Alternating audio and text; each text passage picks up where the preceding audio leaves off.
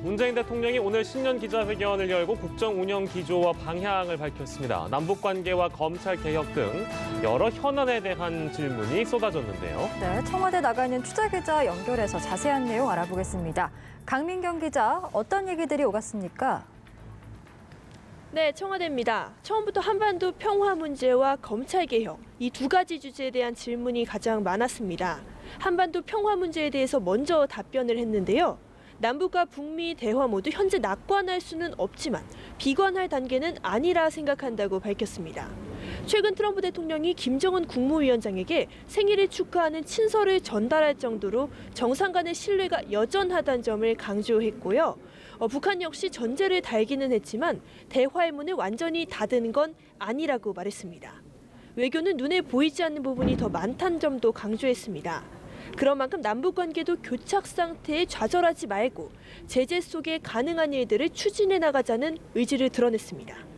그렇다고 장밋빛 전망만 내놓은 건 아닙니다. 무엇보다 시간이 많지 않다는 점을 재차 강조했습니다. 미국 대선이 본격적인 국면에 들어가면 북미 대화의 시간 자체를 마련하는 게 쉽지 않을 수 있다는 설명을 덧붙였는데요. 교착 상태가 지속되면 상황을 후퇴시킬 수 있다는 점을 지적한 겁니다. 네, 이어서 검찰 개혁에 대한 언급이 있었죠. 이 부분도 좀 간략히 정리해 주시죠. 네, 문 대통령은 검찰이 여전히 막강한 권한을 가지고 있다고 말했습니다. 검경 수사권 조정 법안 등이 국회를 통과하긴 했지만 검찰 개혁은 여전히 중요하다면서 윤석열 검찰총장이 앞장서서 조직 문화를 바꿔달라고 촉구했습니다. 이와 관련된 부분이죠. 최근에 논란이 됐었던 검찰 인사에 대한 언급도 있었습니다. 검찰의 이번 인사가 결국 윤석열 총장이 손발을 쳐낸 것 아니냐는 질문에서였는데요. 문 대통령은 검찰 정기 인사와 청와대 겨냥 수사는 별개라면서 검찰의 수사권이 존중돼야 하듯이 대통령과 장관의 인사권도 존중돼야 한다고 답했습니다. 이어서 추미애 법무장관은 윤석열 검찰총장에게 인사 의견 개진의 기회를 줬는데 총장이 먼저 인사안을 보여달라고 주장했다는 점을 지적했는데요. 이는 인사 프로세스 자체에 역행하는 행동이라면서 사실상 윤 총장을 질타했습니다. 초법적 권한이라는 표현까지 나왔는데요. 다만 인사 문제 한 건으로 윤 총장을 평가하고 싶진 않다면서 윤석열 총장에 대한 신뢰 자체는 여전하다는 점을 함께 강조했습니다.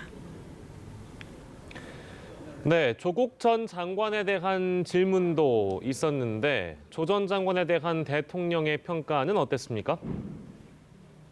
네, 문 대통령은 검찰 개혁 과정에서 조국 전 장관의 기여가 대단히 크다고 평가했습니다. 한편으로 마음의 빛을 지고 있다고까지 표현했는데요. 검찰 수사와 별개로 조 전 장관이 겪은 고초가 걸린다는 심정을 밝힌 겁니다. 문 대통령은 다만 조 전 장관 임명으로 국민 간의 갈등과 아픔이 생겼고 그 아픔이 지금까지 이어져서 송구스럽다고 했습니다. 그러면서 이제는 조 전 장관을 놓아주자며 유무죄 여부는 재판에 맡기고 국민 분열과 갈등은 이만 끝냈으면 한다고 밝혔습니다. 네, 경제 분야에서는 역시 부동산 문제에 대한 질문이 집중적으로 나왔는데요.